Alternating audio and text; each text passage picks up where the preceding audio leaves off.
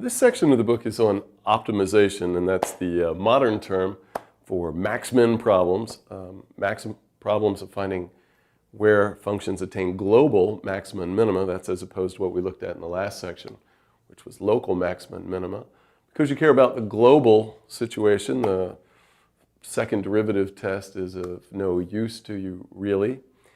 We're specifically interested in max-min problems. Well, some of the ones we'll look at are just purely math problems. But really, these have lots of applications. In the real world, in real-world problems, you care about minimizing the amount of material it takes to make a container of a certain shape, or maximizing your profit as a function of like how much you charge for items.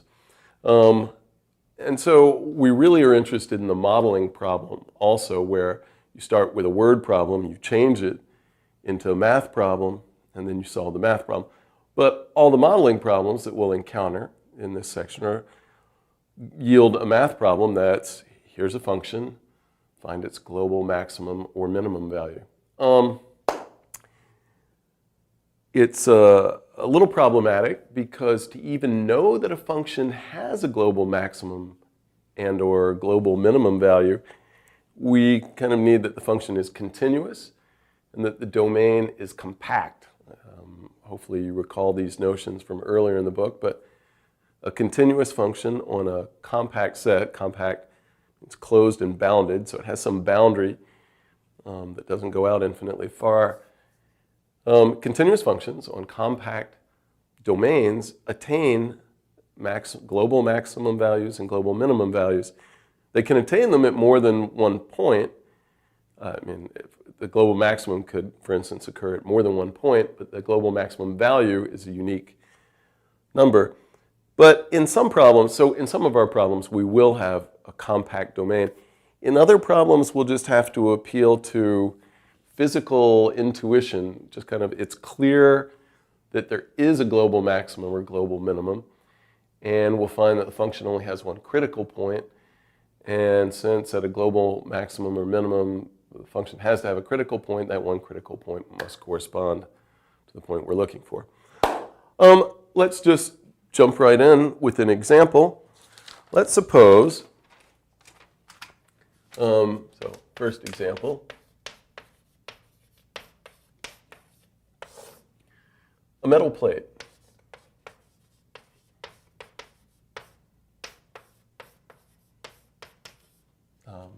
Occupies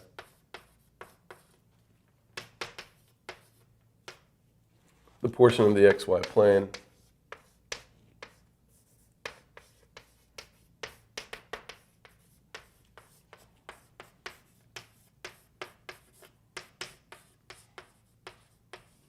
inside the circle of radius 1 centered at the origin.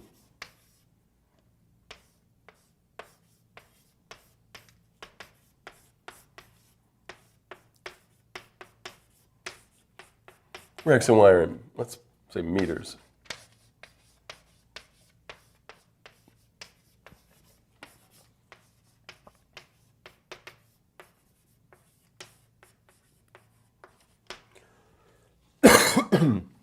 The temperature of the plate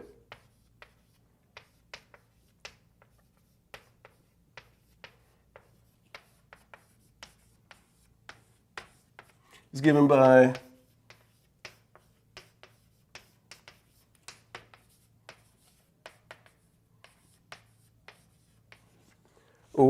T equals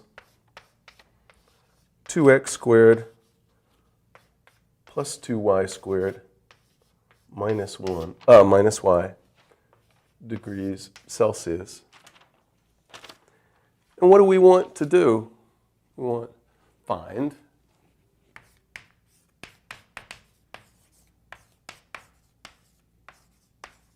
the hottest and coldest places on the plate.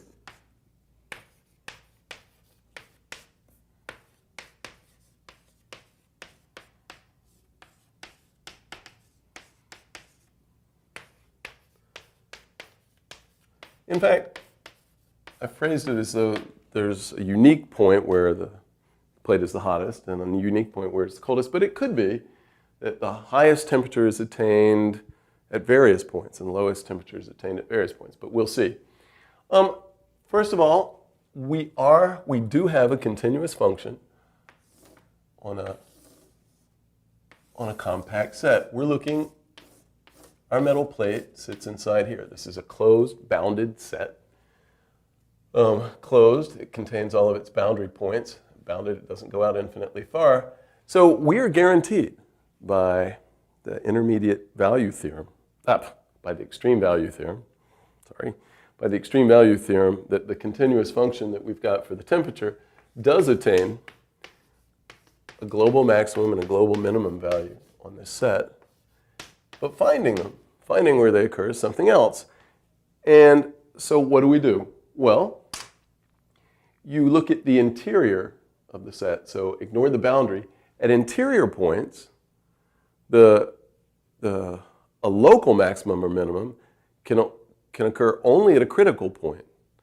So that's where either the derivative, the total derivative doesn't exist, but this function is differentiable everywhere, or where the gradient vector is 0. So we'll take the gradient vector of this and set it equal to 0 and find the interior critical points.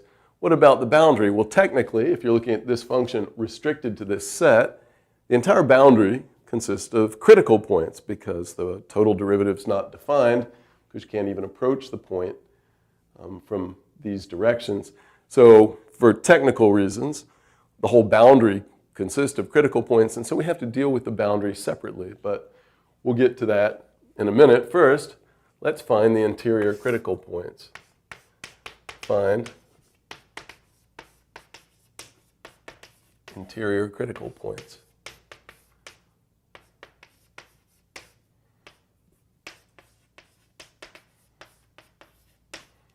Okay, so we're going to take, as I said, the total derivative of this exists everywhere,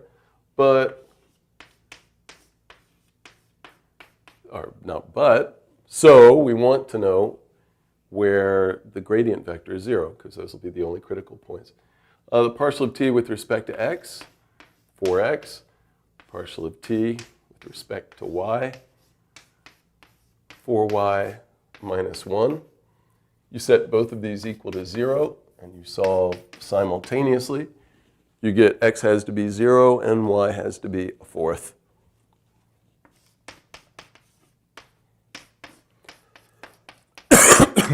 So this is one critical point. X is 0, y is a fourth. What do we do with that? Well, what we're going to do is, okay, that's the only interior, I should say, this is in this region. It is in the plate that we're looking at. It satisfies x squared plus y squared is less than or equal to 1, so it is in this region. If we had gotten x equals 0 and y equals 17, well, that would be outside the region we're considering, and there would be no critical points in the region. Yeah, this function, because it exists on a bigger set, would have a critical point at 0, 17, but restricted to this set, which is what we're looking at, it would have no critical points had this been x equals 0, y is 17. But it's not. That is in there. And what we're going to do is now look for maximum. We're going to do the max-min problem on the boundary, the optimization problem on the boundary, and get some points. And we'll take the points we get there and this point, put them in a table, and then plug them into the original function, into the temperature function, and just see where we get the biggest and smallest values for t. So that's how you proceed. So, all right, that's the only place on the interior where a global maximum or global minimum could occur. But what about on the boundary? Well, the boundary of the region is exactly where x squared plus y squared equals 1. So on the boundary, so that's where this is true. Strictly speaking, we should use a different name for f. Yes, well, because there is no f. Strictly speaking, we should use a different name for t here. We should indicate t restricted to the boundary. But I'm just going to keep using t, but you need to understand we mean t restricted where x squared plus y squared equals 1. So the function is 2x squared plus 2y squared, but that's 2 times x squared plus y squared minus y. But now we're looking at points on the boundary. We're looking at points where this is true. So x squared plus y squared is just 1. And so this is 2 minus y. Now, the boundary itself of a compact set is compact. And so this isn't for all possible y. This is for y's that you can possibly have on the boundary. That's for y between minus 1 and 1. But now, this is a calculus 1 problem. You have this function of one variable on a closed bounded interval. You want to find where it attains a maximum minimum value. You look for critical points. It's the one-dimensional analog of what we were just doing. You look for critical points in the interior of this interval, so not including the endpoints. So places where the derivative of this is 0 that occur between minus 1 and 1. Well, there aren't any because the derivative of this, and now you have to be careful. I really am restricted to this case where t is a function of y. As I said, technically I should use a different name for the function, but that gets cumbersome. So you just get as just a function of y, t prime of, t prime is just minus 1. It has no critical points in the interior of the interval, but you still have to check the endpoints of the interval. So you still need to check what happens when y is minus 1 and y is 1. Hopefully you remember that from Calc 1. But what are the x's? Oh, to get the x's, you have to come back up here and use this. If y is minus 1, then y squared is 1, so x squared would have to be 0. So x would have to be 0 if y is minus 1. And if y is 1, again, x would have to be 0. So we get two new pairs, two new points that we have to check. So we've just found that there are only 3 places where the global maximum minimum of this temperature function can occur. There's our one interior critical point, which was 0, 1/4.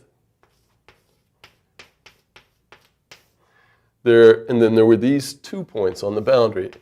X is 0, y is minus 1, x is 0, and y is 1. And our function, t, is x squared plus 2y squared minus y. And what you do at this point is just plug these in and see where t is the biggest and t is the smallest. These are the only places where the global maximum, global minimum can occur. So now you just check. In all 3 cases, x is 0, so this part is 0. Here we get 2 times 1/4 squared is 1/16 minus 1/4. So this is 1/8 minus 2/8, so minus 1/8. At 0 minus 1, you get, well, 0, and then at minus 1, you get this squared, so you get 0 plus 2, and then minus 1, so plus 1, so you get 3. And at 0, 1, you get x is 0, y is 1, you get 2 minus 1, you get 1. And then you just look, oh, what's the biggest? It's 3. What's the smallest? Negative 1/8. So the answer to the question, find what we're supposed to find the hottest and coldest points on the plate. The coldest point on the plate is at 0, 1/4. And there the temperature is minus 1/8 degrees Celsius. And the hottest point on the plate, which isn't very hot, is at 0, minus 1. So that's a point on the boundary. And the temperature there is 3 degrees Celsius. Okay. Well, that's a first example. You always have to check. If there's boundary, you have to check it separately. If there's not boundary, you really can't be appealing to the extreme value theorem to know you have a global maximum and minimum, so there better be some physical considerations that help you. I want to change this problem and look at it again, but where I change where the plate is and the shape of the plate. So in that respect, it's not the same problem. But I want to change the plate to where it occupies a triangular region. Here's one, here's one. This line is x plus y equals 1. And I want to suppose that the plate occupies this triangular region in the first quadrant, bounded by the x-axis, the y-axis, and x plus y equals 1. So the big problem here is going to be that there now be 3 boundary pieces that we have to deal with separately. We're not going to be able to handle them all at once. So what do you do to find, you still want to find the hottest and coldest points on the plate. I'm assuming I've still got the same temperature function, but now on this plate. Well, at the interior points, you do what we did before. You find where the derivative's undefined, but that's nowhere. I mean, the total derivative. Then you want to find where the gradient is 0. So you do exactly what we did before. You find this one critical point. Is that actually in the region? So x is 0, y is a fourth. Sure, that is in the region, but it's already on the boundary. Well, we were going to have to check the boundary separately anyway, so you can list it now or you can list it later, but that critical point already occurs on the boundary, so we're going to have to check the boundary separately. So now what do we do on the boundary?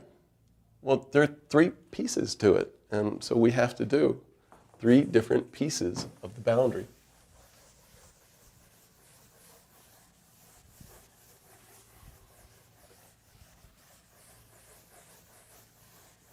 By the way, you may wonder, well, yeah, the point 0.1/4 occurs on the boundary, but do I really have to check it? Well, we'll see, but it wouldn't hurt to check 1 extra point. It's not like it'll give you anything wrong. It's like, oh my God, what if I check 0.1/4 and it's not a place where the maximum minimum could have occurred? Well, then you won't get the biggest or smallest value.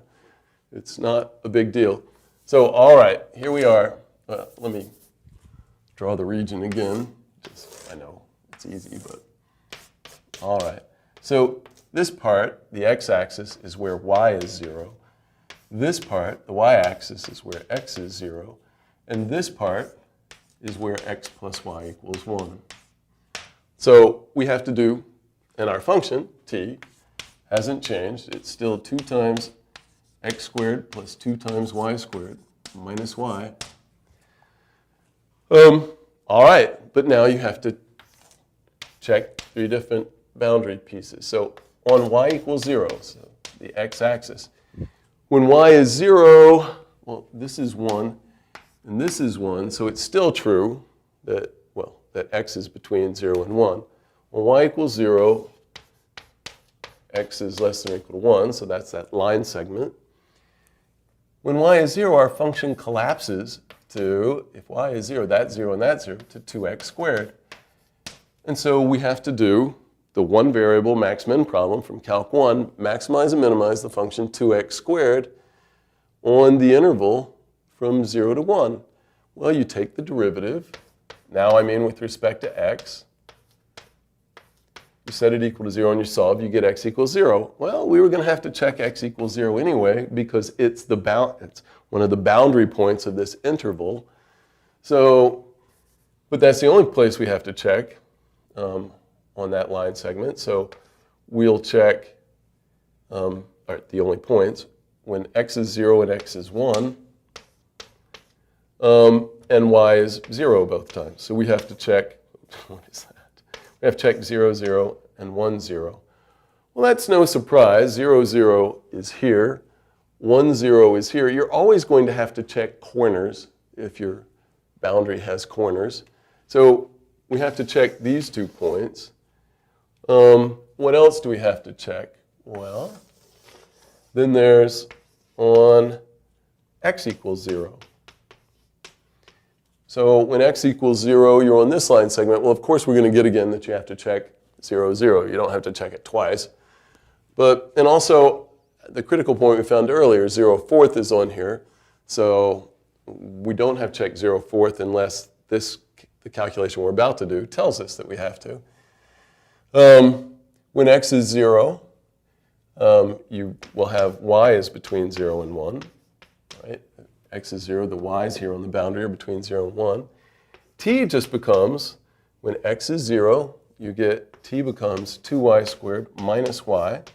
We need to do the one variable calculus problem, find the maximum minimum values of this function on this interval.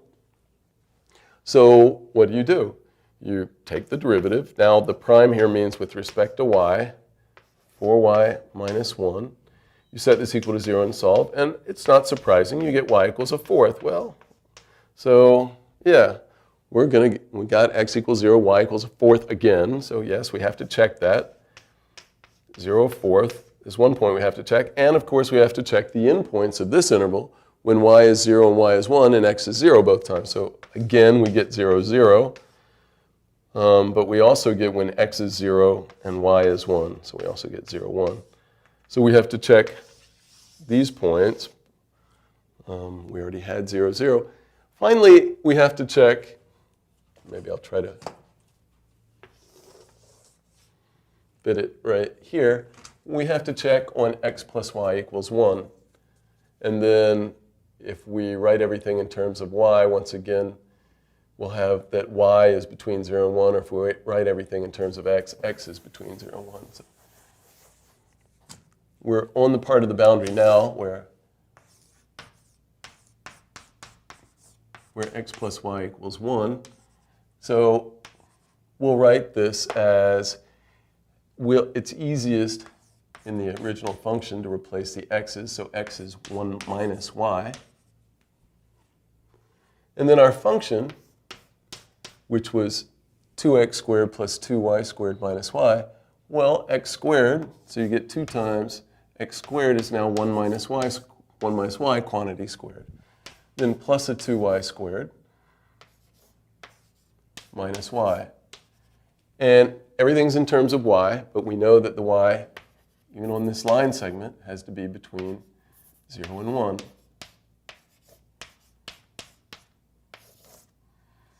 All right, so again, we have the one variable problem, but it looks a little messier. We have to find where this function attains maximum minimum values on this closed interval. So this closed bounded interval. So of course, you'll check the endpoints again, but we already have all of those. When y is 0, you'll get x equals 1. So we have to check 1, 0, but we already had that. When y is 1, you'll get, what did I just say? When y is 0, you'll get x equals 1, and we already had that one. And when y is 1, you'll get x equals 0, and we already had that one. So we don't need to add more to a list, and in fact, we didn't need to add that one a second time. But we do need to know if this function has a critical point in the interior of that. So you have to take the derivative one more time. You get a 4 times y minus 1, and then by the chain rule times an extra minus 1, plus 4y minus 1. So I'm going to distribute this minus sign, so you get a plus and a minus. So we get 4y minus 4 plus 4y minus 1 equals 0. This is 8y minus 5 equals 0. So y equals 5/8. If we had gotten y equals 8/5, that would be outside this range and we wouldn't care. But 5/8 is between 0 and 1, so this is a place we have to check. And the x-coordinate that corresponds to that, we're on the line segment where x plus y equals 1. So if y is 5/8, x is 3/8. So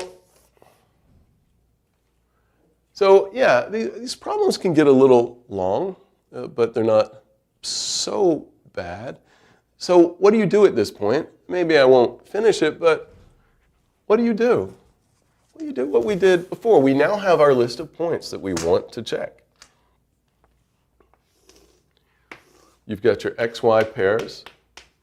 And you've got your function t, which is 2x squared plus 2y squared minus y.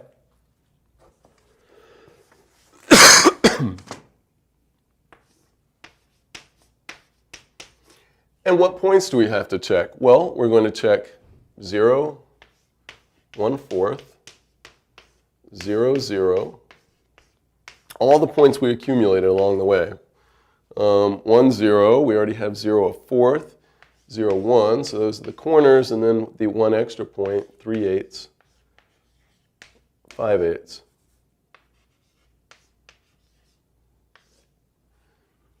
All right, so those are all the points we need to check, unless I missed one. Oh, got them all.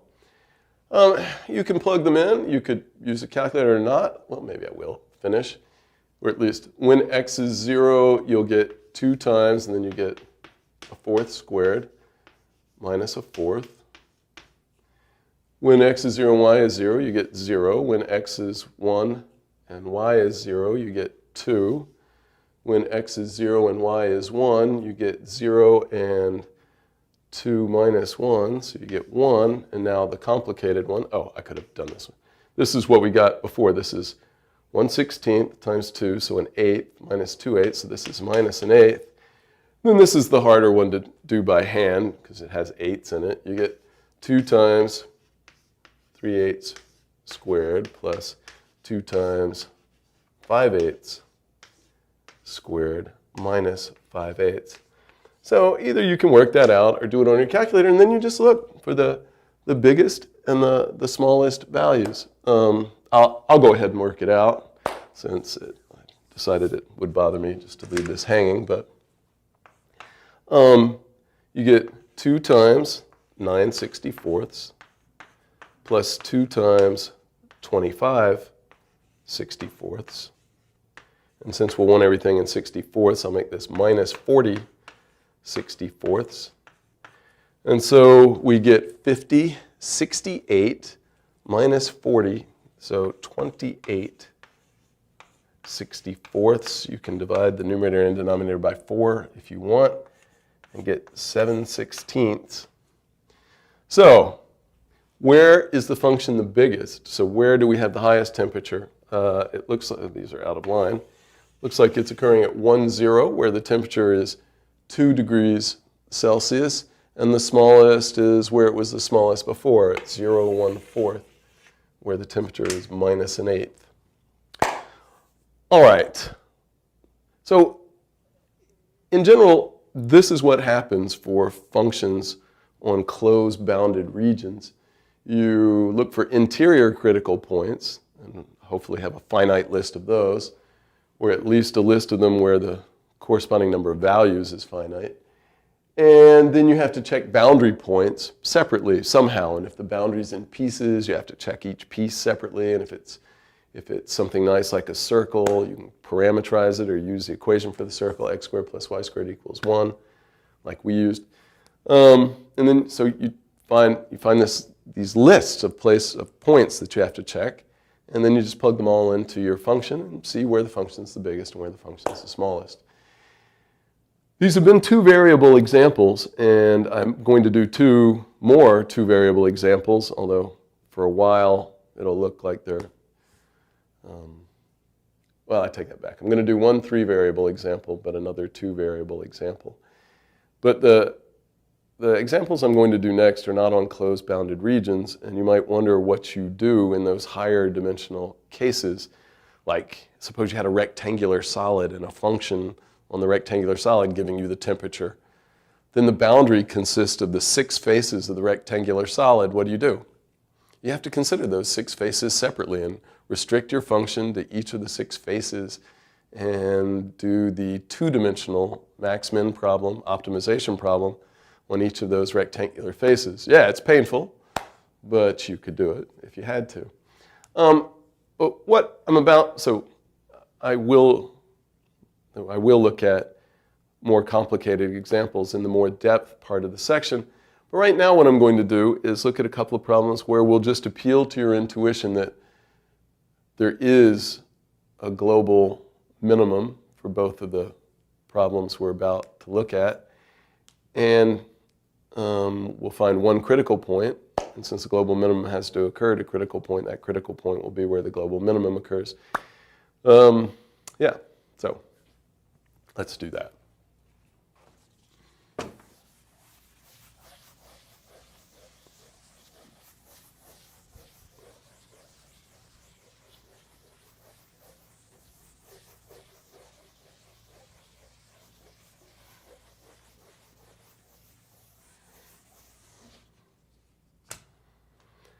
All right.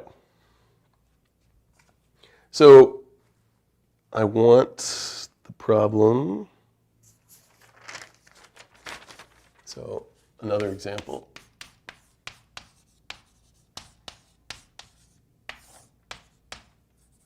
Find the point on the plane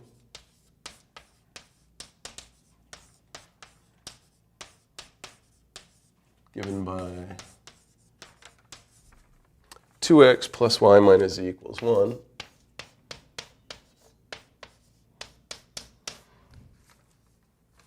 Which is closest to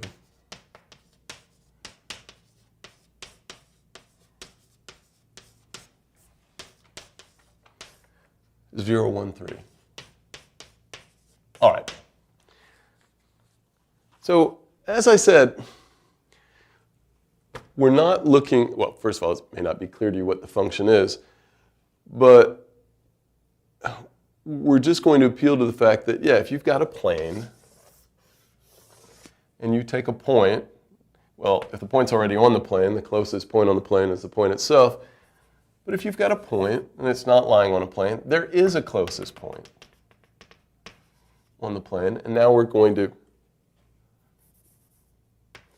we looked at similar problems to this earlier when we were just doing vectors and orthogonal projections and planes, but now we want to do this as an optimization problem.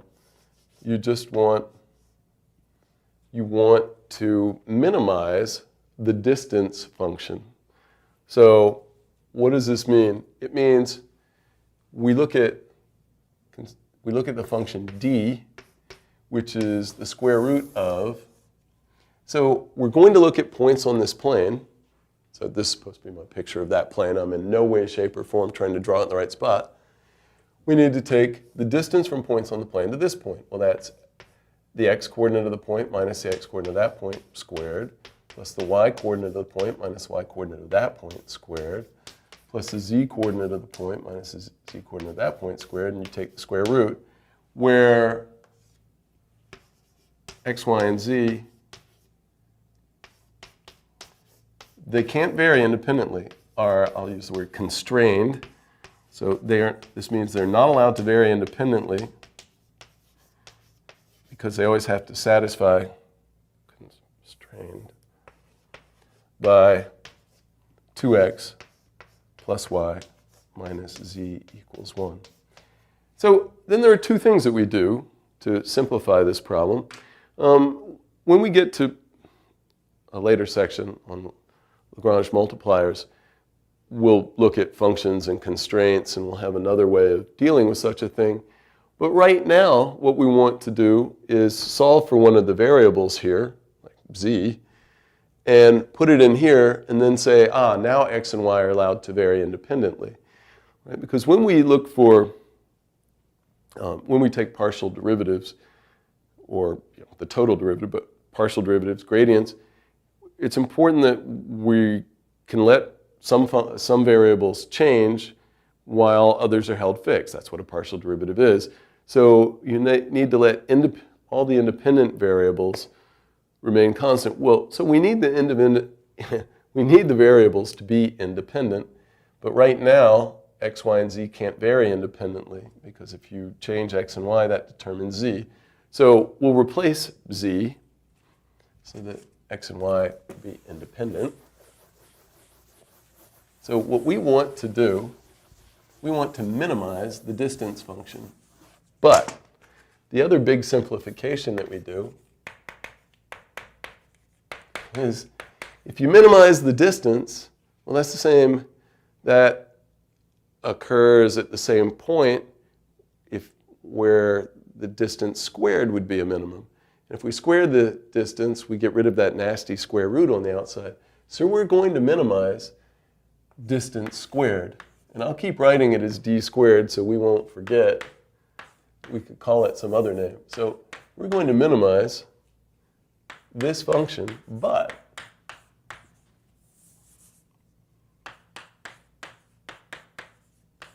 I'll say again, we're going to replace the z variable.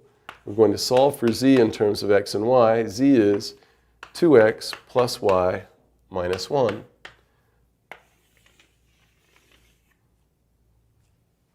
All right, so you put that in, and you get, in terms of x and y, so what we really want is x squared plus y minus 1 squared plus this, where z is, so that is 2x plus y minus 4 squared. And this is what we're going to minimize. Now x and y are allowed to vary independently. We are not on a closed bounded set. So we are not guaranteed that this function has a global maximum, global minimum. In fact, it doesn't have a global maximum. There are points arbitrarily far away from the plane. So it can't have a global maximum. But yeah, we're just appealing to intuition. There is a closest point, and it will have to occur at a critical point. So if we only find one critical point, that's where we want to be. So now you take the partial derivative with respect to x. That is 2x plus 2 times 2x plus y minus 4. And then by the chain rule, times an extra 2. So maybe I'll multiply that right here. So we get this. We're going to set this equal to 0. And at the same time, we need to set the partial with respect to y equal to 0. And that is 2 times y minus 1 plus 2 times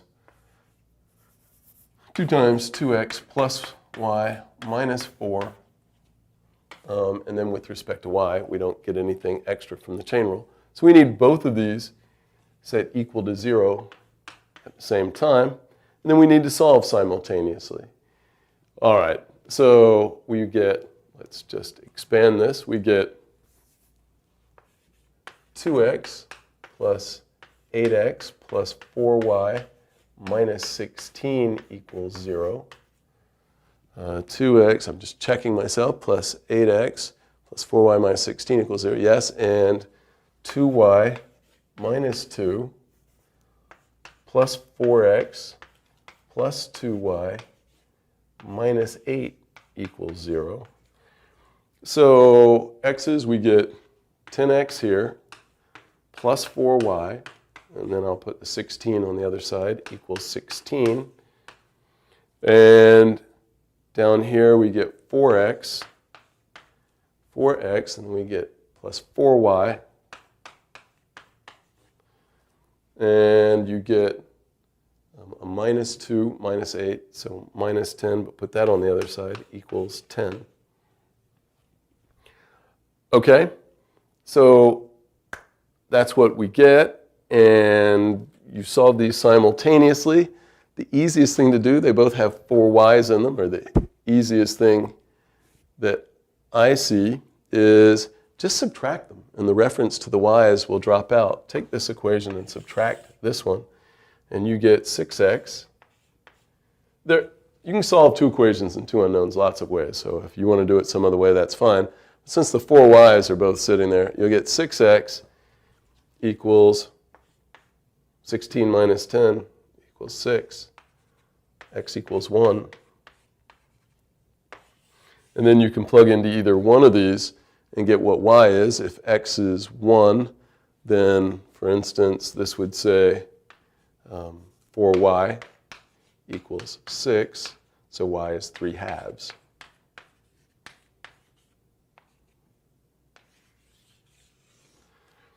So, okay. So what does that tell us? That should be the x and y coordinates of the point that minimizes the distance squared. But that'll be minimize the distance. Well, we wanted the point that was closest. Where's the z coordinate? We have to go back and use our constraint. Right? We had 2x plus y minus z equals 1. And now you have to solve for z. Or so when we plugged in fact, we had already rearranged this. This is z is 2x plus y minus 1. So the z coordinate that we're after is 2 times x, that's 2, plus 3 halves,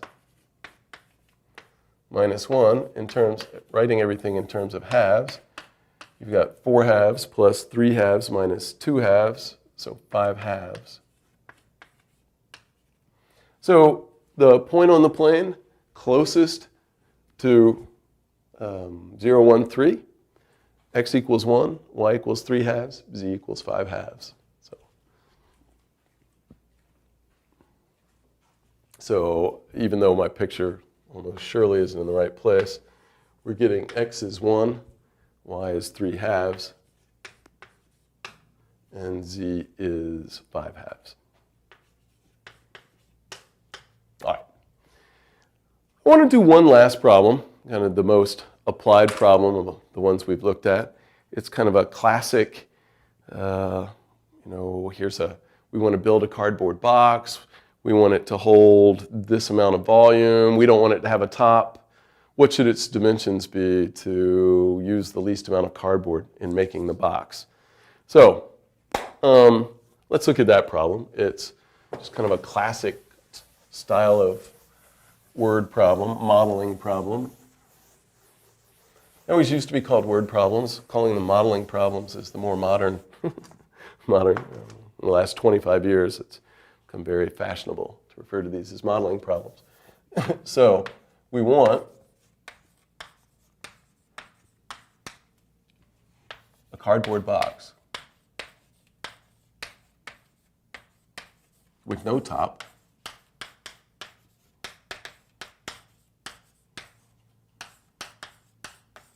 to hold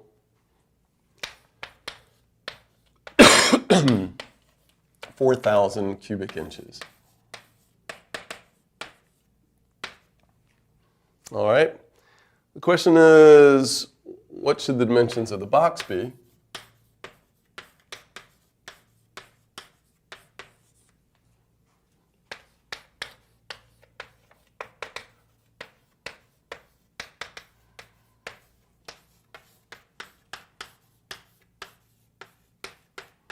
To minimize the amount of cardboard used.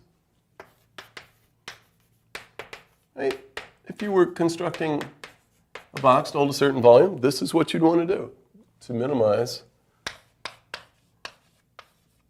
the amount of cardboard used.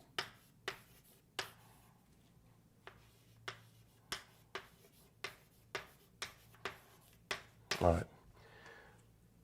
Once again, we're going to have a problem that is not defined on a compact set or not have a function. When we write down the function that we'll need to minimize, right, we're going to minimize surface area, so the area of the sides of the box. You're going to see that there's no way to consider it as being on a closed bounded region. So we are once again appealing to intuition that there is kind of a minimum amount of cardboard that you can use, and it would occur, and so it has to occur at the only critical point that we'll find. I should say you can do more complicated analyses. You can, to show, in fact, that you do have a global maximum or minimum, you can kind of take a really big closed bounded region and then do the max-min problem on that, and then show that outside there, the function always gets bigger. But that's hard. We're not going to look at that. We're just going to appeal to intuition. But you should know that there are things you could do if you didn't want to appeal to intuition. They're just extremely complicated. So what's the problem? We have, by a box, we mean a rectangular box. Didn't explicitly say that, but that's what's intended. So you've got some rectangular box. It has some width, some length, and some height. I'll W, L, and H. So what we're told is that we want W times L times H to be 4,000 because W times L times H is the volume, and we want the volume to be 4,000 cubic inches. So this is not what we're trying to maximize or minimize. This is a constraint, just like the equation for the plane gave us a constraint in the last problem. This is a constraint. It tells you that W, L, and H are not allowed to vary independently. And we're going to solve for one of these and eliminate it in the function that we're about to write so that we're dealing with a problem in which all our variables can vary independently. What is it we're trying to maximize or minimize? We're trying to minimize the surface area. Now, it's important to remember that the box has no top, so the area is, all right, you've got this side and its twin back in the back, and that's the area of that side is W times H, so you've got two of those, 2WH. And then you've got two of these, so that's two, this one and the one over here, 2 times LH, but you don't have a top on the box, so the only other area is the bottom. It's coming from the bottom. So it's 1 times 1 times L times W. So this is the area. Well, you may wonder in this problem, why is there no top on the box? Because if there were a top on the box, the problem would be completely symmetric in terms of L, W, and H. And you could probably guess that L, W, and H should all be the same, so they should all be the cube root of 4,000. And that's just too easy, so we left the top off the box. So this is the function that we want to minimize. The area function, 2WH plus 2LH plus 1 LW, since there's no top. But it's subject to this constraint, which stops LH and W from varying independently. So we will solve for H. So we'll write H is 4,000 over WL. Then we'll replace the H here and the H there. And then we'll have an area function just in terms of L and W. And L and W will now be allowed to vary independently. So we can just look for critical points. There's no boundary. There won't be a boundary anywhere. And see that we only find one critical point. When I say there's no boundary, it's because we don't want any of the dimensions to be 0. We wouldn't have a box. So it's not that L and W are greater than or equal to 0. They have to be strictly greater than 0, especially since when we solve for H and we've got 4,000 divided by W times L, we can't let L or W be 0. So you take your area function, but every time you've got the H in it, we replace it, the H, by 4,000 divided by WL. And we had a 2LH, but that's 2L times 4,000 divided by W times L. And then we have plus W times L. You can write this more neatly. A W cancels here, and you get 8,000. So we get 8,000, let me just write 8,000 L to the minus, times L to the minus 1. So divided by L, but I'll write it's times L. Then we get a plus another 8,000. Now the L's cancel, and you get times W to the minus 1, and then plus WL. All right. We are just on the open region where W is greater than 0, L is greater than 0. There's no boundary. We're appealing to intuition that this does have a global minimum. And we'll find there's only one critical point, and that better be where the global minimum occurs. So a partial derivative. So we look for critical points. This function is differentiable every place where L and W are greater than 0. So we just take the partial derivatives, set them equal to 0, and solve simultaneously. We get minus 8,000 L to the minus 2 plus W We want that to be 0. And you take the partial of A with respect to W, and you get minus 8,000 times W to the minus 2 plus L equals 0. So what do we get? Well, we have to solve these simultaneously. So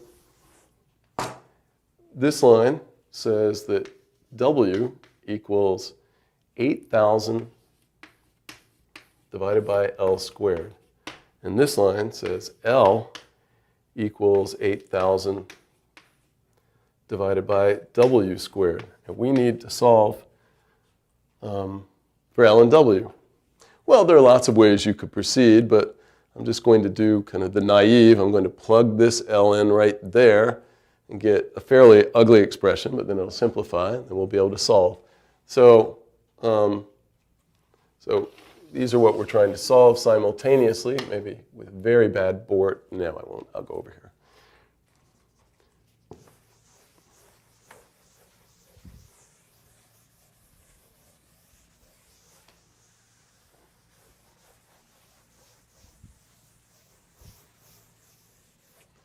So we've got W equals 8,000 over L squared, and L equals 8,000 over W squared.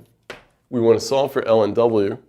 Plug this in here. You get W equals 8,000 divided by L squared, 8,000 over W squared squared. All right. So you get 8,000 squared in the denominator divided by W to the fourth, but when you invert and multiply, that W to the fourth ends up in the numerator, and you get 8,000 divided by 8,000 squared, so divided by 8,000. So W equals W to the fourth divided by 8,000. W is not 0, so we can divide both sides by W and conclude that 1 equals W cubed over 8,000, or what's the same thing, W cubed is 8,000. So W is the cube root of 8,000, and conveniently, this is a perfect cube. 1,000 is 10 cubed, and 8 is 2 cubed, so this is W equals 20. Great. W equals 20. Our units are inches. We were in cubic inches, so W is definitely in inches. So this is 20 inches. You can now solve for L. Not surprisingly, it comes out to be the same. If W is 20, W squared is 400. 8,000 divided by 400, 20. So L is also 20 inches. The problem was completely symmetric in W and L, so that shouldn't be surprising. And then H. How do you find H? Here's our constraint. W is 20, L is 20, so this is 400 divided by this. H is 10, so H is half.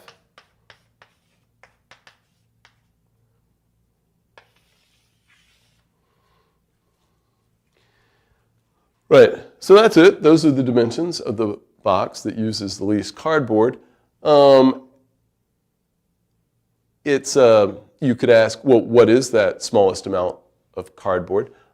We didn't actually look at that. You'd have to evaluate the area function now, right? You could, since we have it back in terms of W, L, and H, you can put the area function back in terms of that. We had 2 times, we had W, we had, yeah, I'm going to fit it in right there, L and H. We had 2 times WH plus 2 times LH plus a single LW. And I didn't ask, but if you were asked, and what are the dimensions, and what is that minimum amount of cardboard that's used, then you have to calculate this. It's, it just depends on what you're asked. This would be 20 times 10 plus 2 times 20 times 10. plus L times W, which is 20 times 20. So you get 400 plus 400 plus 400, so 1,200 square inches. And that's what you get. All right. Those are just some examples. You treat max-min problems, optimization problems in this way. If you have more variables, the problem's harder. If you've got boundary, because then you have to check all these higher dimensional boundary pieces. So that can be a nightmare. If you have too strange of a physical problem, analyzing what happens on the boundary or even deciding what the boundary is can be a problem. There are lots of problems, optimization problems, that are hard. But the general technique is what we've looked at. If you've got a continuous function on a compact region, you look for interior critical points, and then you have to analyze the boundary separately. If you don't have any boundary, then you're almost certainly just appealing to physical intuition that there is a global maximum or global minimum. And then you better only find one critical point. So those problems are easier if you're willing to believe your intuition. You better just find one critical point, and that would be where the global maximum or global minimum occurs.